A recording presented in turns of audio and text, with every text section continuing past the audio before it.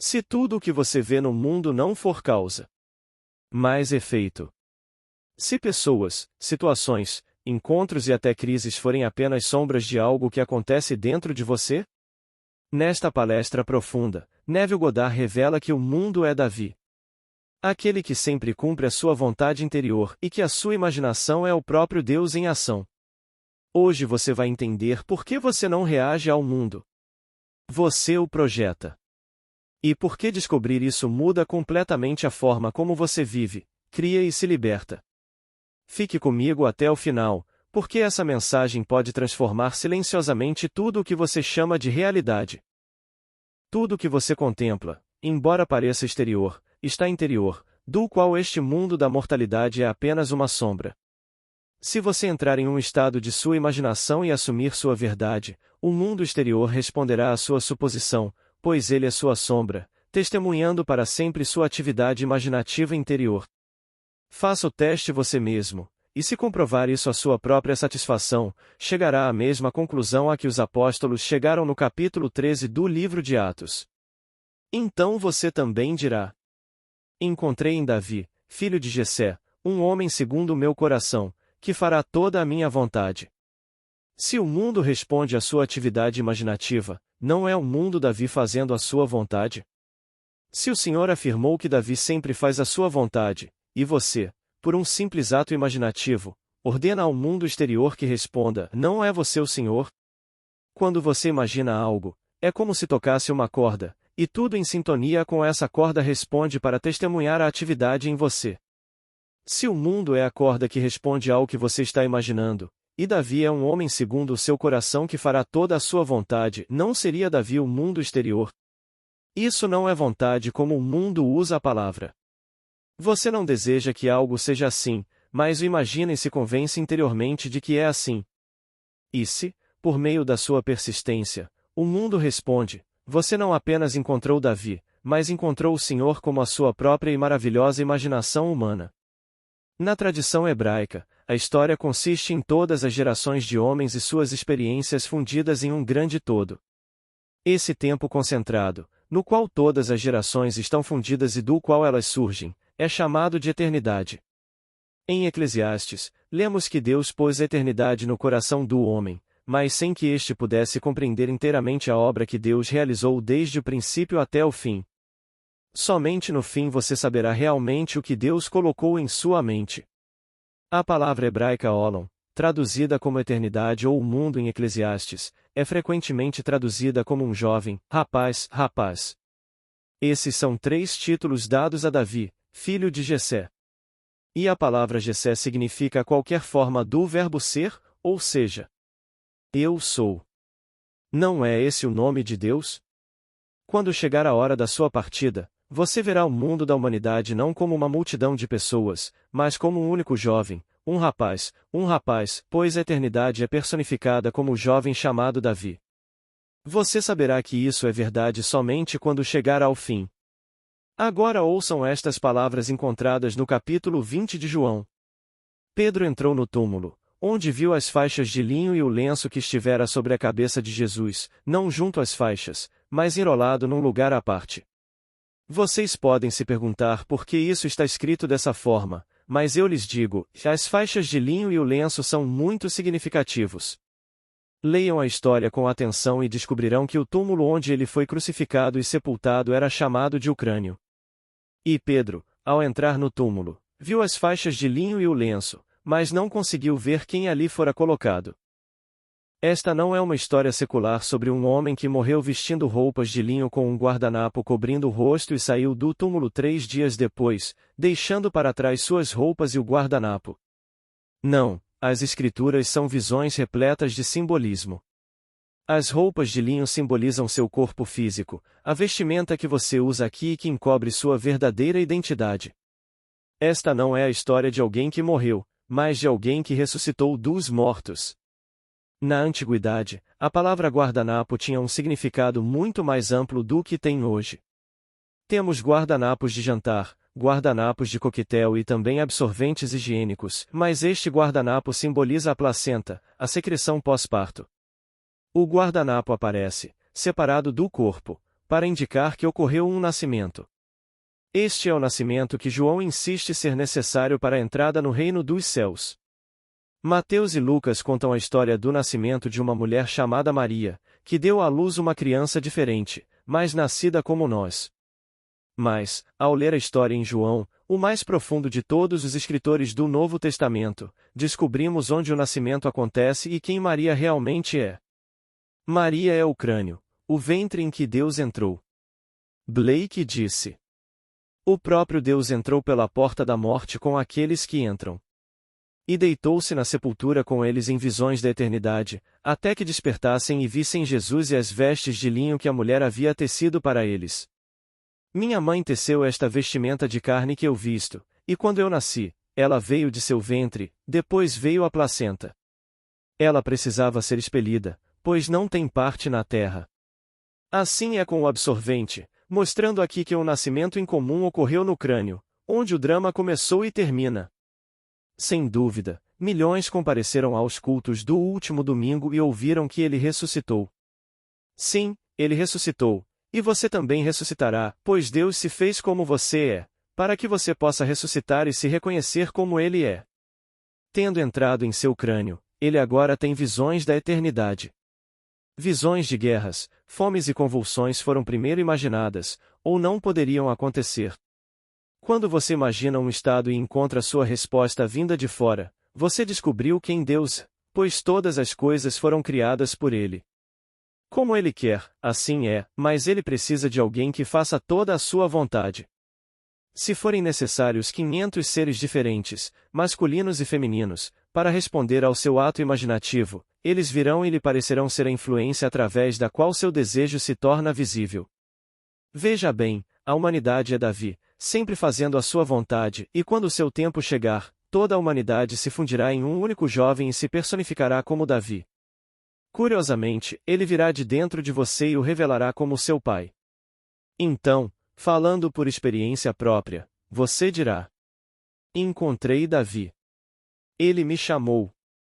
Tu és meu pai, e saberá que sua jornada chegou ao fim.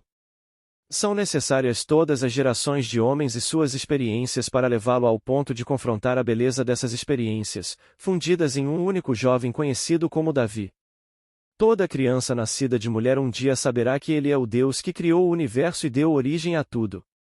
Então ele perdoará a todos, pois saberá que estavam apenas cumprindo a sua vontade. Então, todos reunidos lhe aparecerão como Davi, e ele dirá: encontrei em meu filho Davi um homem segundo o meu coração, que faz toda a minha vontade. Agora chegamos a estas palavras. Eu, Jesus, sou a raiz e a descendência de Davi. Sim, chegará o dia em que saberás que criaste, entraste e animaste a humanidade, para que ela pudesse responder aos teus atos imaginativos. E quando tiveres representado todas as gerações de homens e vivenciado todas as suas experiências, emergirás da humanidade sabendo que és sua descendência e sua raiz, portanto, seu pai, contudo, emergirás do Pai, como prometeste a ti mesmo que farias. Dizem-te: quando os teus dias se cumprirem e te deitares com os teus pais, levantarei depois de ti um filho teu, que procederá de ti. Eu lhe serei pai, e ele me será filho. Tendo criado a humanidade, a consciência surgiu e se enraizou na humanidade, pois uma semente precisa cair na terra e morrer antes de nascer. A menos que morra, permanece sozinha, mas se morrer, produz muito. Deus morreu para se tornar humanidade, que é feita do pó da terra. Seu nome é Eu Sou. Essa é a semente que caiu na terra chamada homem, humanidade, e todo homem, seja ele homem ou mulher, diz Eu Sou. Se Eu Sou está imaginando um certo estado e o mundo responde, seja bem, mal ou indiferente, essa resposta não está cumprindo a minha vontade. Quer a resposta venha de uma única pessoa ou de inúmeras pessoas, elas são Davi, pois é ele quem sempre cumpre a vontade do Eu Sou. Independentemente do seu nome, cor ou raça, você é Davi quando responde e torna visível para mim aquilo que imaginei. E quando você encontra a causa da resposta, você a encontra em si mesmo. Teste a si mesmo e descobrirá que seu ato imaginativo foi a causa da resposta do mundo em relação a você.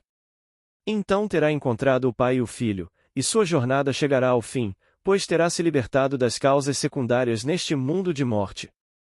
Então sua jornada se fundirá em um único jovem chamado Davi. Você o reconhecerá como ele é, exatamente como descrito no livro de Samuel.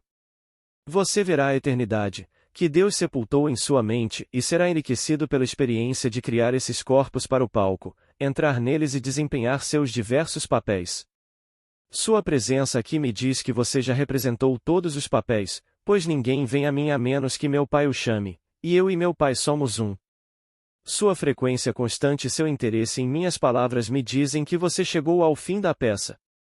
Tendo representado o papel do conhecido e do desconhecido, do rico e do pobre, do desonrado e do orgulhoso, você representou tudo, pois tudo está contido dentro de você. Cada papel imaginável agora é uma realidade em você, mas você não precisa ativá-lo. Você pode, no entanto, entrar em um estado e, pelo simples ato de assumir, ativar esse estado, e nenhum poder no mundo poderá impedir sua resposta. Se forem necessárias dezenas ou milhares de homens e mulheres para responder à sua assunção, eles responderão, pois a humanidade é Davi, um homem segundo o seu coração que fará toda a sua vontade. Todos aqueles necessários para confirmar sua suposição devem e irão testemunhar aquilo que você está considerando internamente. Ora, embora Nicodemos fosse membro do Sinédrio e conhecesse o pensamento hebraico sobre história, ele não conseguia compreender a ideia de um segundo nascimento. Foi ele quem perguntou: como pode um homem velho entrar no ventre de sua mãe uma segunda vez e nascer de novo? Então veio a resposta: tu, mestre de Israel, ainda não sabes, a menos que nasças de novo, não podes entrar no reino dos céus, chamado Nova Era. Este é o drama de um único ser, expandindo-se ao criar primeiro a humanidade e depois limitando-se à sua criação. A humanidade, embora parte da estrutura do universo, está morta. Deus, soprando sobre ela, possui o corpo e o espírito, entra e a anima. Agora, em um corpo morto, Deus passará pelos horrores da jornada, sonhando com você suas experiências até que ele desperte onde começou o sonho, no Gólgota, seu túmulo, que é o seu crânio. E quando Deus despertar, você despertará. Ao emergir dele, você olhará para trás e verá aquilo que ocupou por 6.000 anos. Você verá as vestes de linho que sua mãe teceu em seu ventre e deixará para trás o véu que o corpo expulsa. Então, aqueles que vierem testemunhar o seu nascimento verão apenas o corpo descartado e aquilo que simboliza o seu nascimento do alto. Tendo tido essa experiência, posso lhe dizer, você começou seu drama no crânio e o terminará lá. O drama é todo sobre Deus, pois ele criou tudo. É Deus quem interpreta todos os papéis do drama e, no final, é Deus quem se liberta e ressuscita de seu próprio estado de morte. Essa é a ressurreição.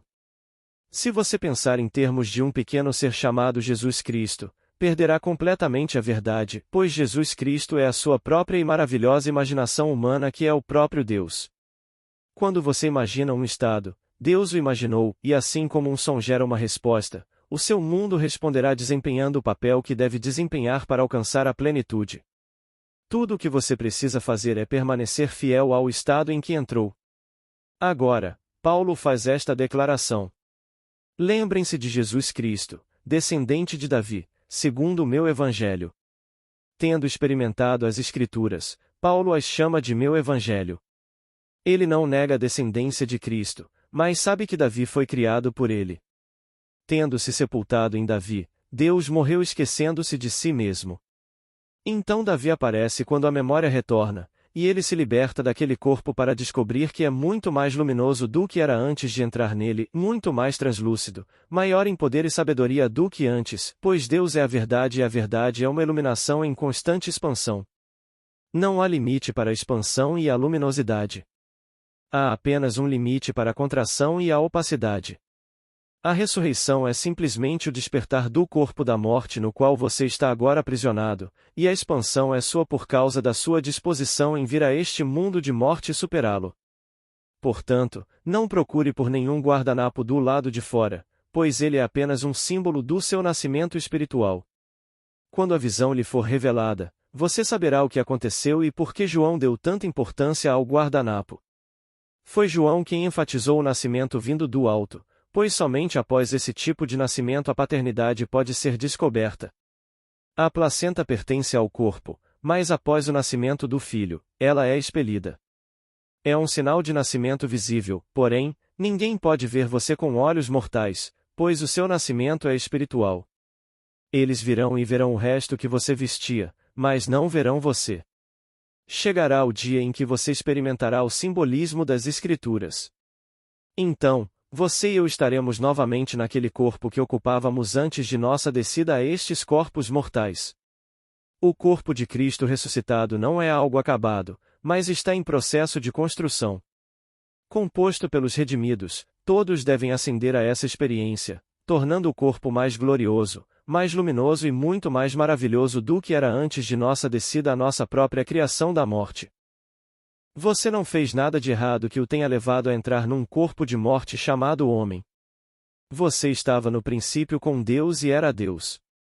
Você nunca foi um pequeno verme que, saindo da lama, se tornou um pequeno pássaro e depois algo mais, para evoluir até se tornar homem. Não, tudo isso faz parte da estrutura do universo. Você era Deus quando desceu e animou o homem, e ninguém pode descer à humanidade a não ser um filho de Deus, dos quais existe um número definido, e são necessários todos os seus filhos para formar Deus. A palavra Deus é plural. A palavra é Elohim, que é uma unidade composta de um formado por outros. São necessários todos os filhos de Deus para formar o Eu Sou, portanto, não pode haver mais neste mundo do que os filhos de Deus. Toda criança nascida de mulher está viva porque um filho de Deus, seu ser ancestral, está nela, animando-a e conduzindo-a através das provações até que ela se desprenda desse corpo que é seu Davi, seu amado, assim como o mundo. Alguém preso em uma masmorra, sentindo-se abusado, pode internalizar uma imagem de ódio e causar perturbações no mundo. Embora seja completamente desconhecido e enterrado em uma masmorra, portanto invisível para o mundo, ele pode imaginar com tamanha intensidade que muitos serão afetados por essa imagem. Estamos sempre dando conselhos, quando as Escrituras nada dizem sobre conselhos, sejam eles bons ou ruins. As Escrituras apenas nos dizem para irmos e lhes contarmos a boa nova de que somos imortais, assim como eles. Que criamos o mundo e simplesmente nos libertamos dele, assim como eles podem. Não lhes deem conselhos sobre o que devem ou não fazer. Se seu filho quer deixar a barba crescer, deixe-o. Se ele não quer crescer, não tente dar-lhe todos os seus bons conselhos, simplesmente deixe-o em paz, é a sua maneira maravilhosa. Imagine-se livre desse estado, pois o mundo lhe pertence e está sempre expressando seus pensamentos mais íntimos. Enxergue uma situação como algo externo e você se enredará em suas sombras, pois todos que respondem ao seu ato imaginativo são sombras. Como uma sombra pode ser causadora em seu mundo? No momento em que você concede a outra pessoa o poder de causar, você transfere para ela o poder que lhe pertence por direito. Os outros são apenas sombras, testemunhas das atividades que ocorrem dentro de você. O mundo é um espelho, refletindo para sempre o que você faz em seu interior. Se você compreender isso, estará livre e uma série de eventos se desenrolará dentro de você para revelar a história da salvação. Então, vocês são exortados a dizer aos seus irmãos, a encorajá-los, pois todos são seus irmãos. Vão e digam aos seus irmãos: Estou subindo para o meu Pai e vosso Pai, para o meu Deus e vosso Deus. No fim, somos um só ser maravilhoso. O corpo está sendo lentamente erguido a partir dos redimidos, e todos serão redimidos. Se um irmão estiver perdido no mundo da morte, deixarei as 99 para irem procurá-lo. Todos devem ser redimidos, ou faltaria uma pedra no templo, portanto, todos, até mesmo os Hitlers, os Stalins, todos os chamados monstros do mundo, serão redimidos, pois eles só respondem aos medos e aos pensamentos horríveis que os homens instigam. Uma amiga escreveu dizendo que, embora raramente compre jornal, comprou um jornal de domingo algumas semanas atrás. Nele, leu a história de uma mulher que se autodenominava uma grande médium. Acreditando que a Califórnia iria afundar no Oceano Pacífico, ela e sua família estavam se mudando para Spokane. Algumas semanas depois, uma amiga a visitou e trouxe um jornal atual. Folheando-o, encontrou uma história sobre a mesma mulher que, apesar de ter apenas 29 anos, ao chegar em Spokane, sofreu um ataque cardíaco e morreu. Muito bem. Para a senhora, a Califórnia realmente desapareceu. Ela agora está em um mundo como este, em um período de tempo mais propício para o trabalho que ainda precisa ser feito nela, para levá-la ao conhecimento de quem ela realmente é.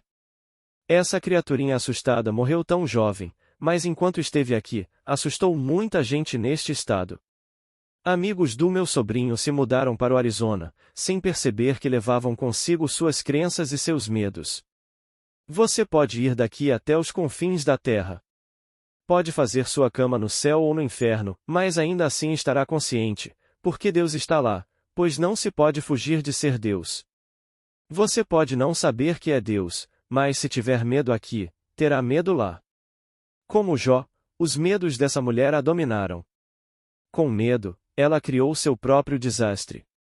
Mas no final de Jó, somos informados de que foi Deus quem o causou, pois somente no fim da jornada percebemos quem Deus realmente é. Tendo ouvido falar dele apenas com o ouvir, quando nossos olhos contemplam a verdade através da experiência, compreendemos. Com medo, orei a um Deus externo, e todos os meus temores me dominaram. Então, ao ver o símbolo que revela minha paternidade, eu disse: Eu te ouvi falar apenas com o ouvir, mas agora meus olhos te contemplam. Quando Deus se liberta dessa experiência extraordinária, tudo o que ele era se multiplica. Essa é a história de Jó. Ele não fez nada de errado, Jó simplesmente imaginou coisas erradas. Ele culpou o diabo, mas o diabo não existe fora do homem. Satanás é o cético. É ele quem duvida da realidade dos seus atos imaginativos. Se você não consegue acreditar na realidade do seu ato imaginativo invisível, pode se voltar para outro e acreditar nele, mas você está sempre imaginando, pois a imaginação é Deus, e a imaginação, o ato de imaginar, é o poder do mundo. No princípio, você ouviu, mas à medida que seus olhos veem o resultado do seu ouvir interior, você crê, e no fim tudo o que lhe foi tirado retornará 100 vezes mais. Ontem o mundo celebrou a ressurreição, mas ressurreição e nascimento do alto são duas faces da mesma moeda e acontecem na mesma noite. Os sacerdócios do mundo marcaram o momento como o primeiro domingo após a lua cheia em Áries, mas não precisa ser necessariamente nessa data. A ressurreição pode acontecer a qualquer momento. Ela já aconteceu e continua acontecendo, pois o templo está sendo reconstruído em uma escala ainda mais gloriosa, porque nós somos as pedras vivas, formando a nova Jerusalém.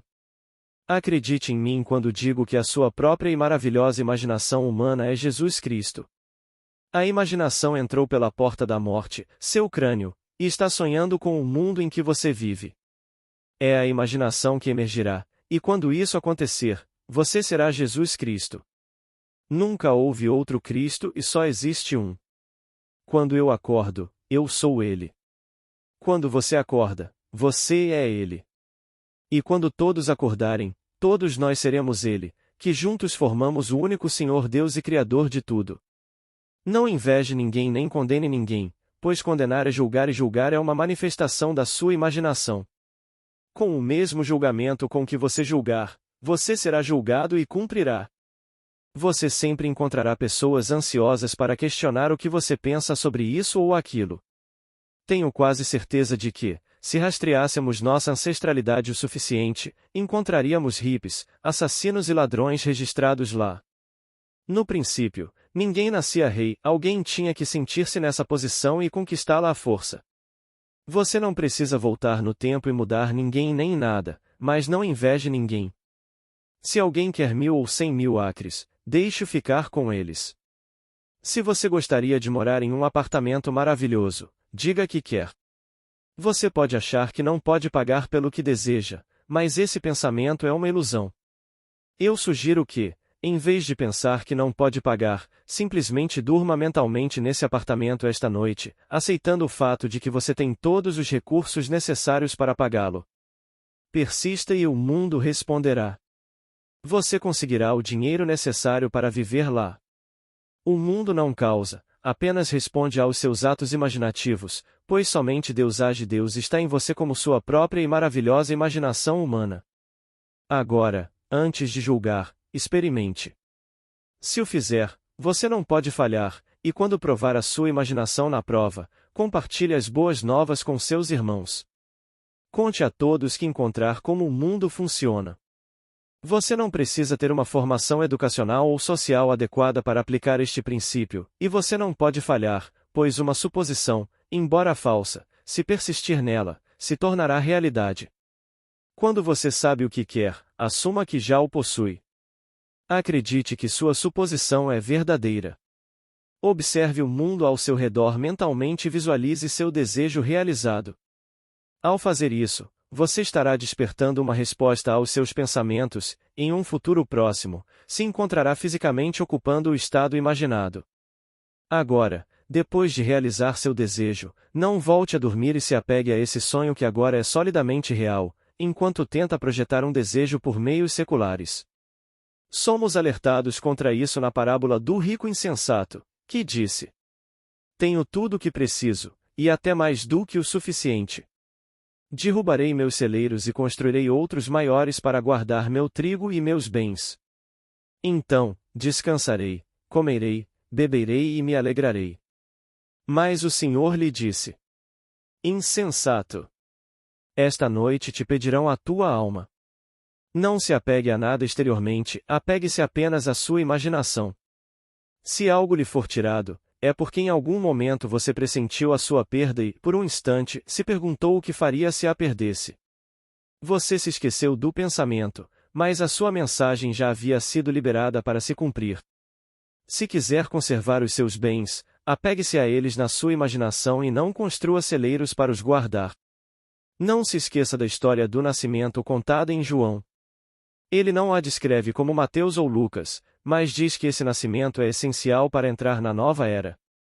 Então, no final, ele apresenta um belo simbolismo do nascimento que vem através da morte, pois é somente através da morte que se vive. Uma semente precisa cair na terra e morrer antes de ganhar vida. Assim, Deus morre, dizendo: Se eu não morrer, tu não podes viver, mas, se eu morrer, ressuscitarei, e tu estarás comigo. E Deus ressuscitou. Agora, vamos entrar em silêncio.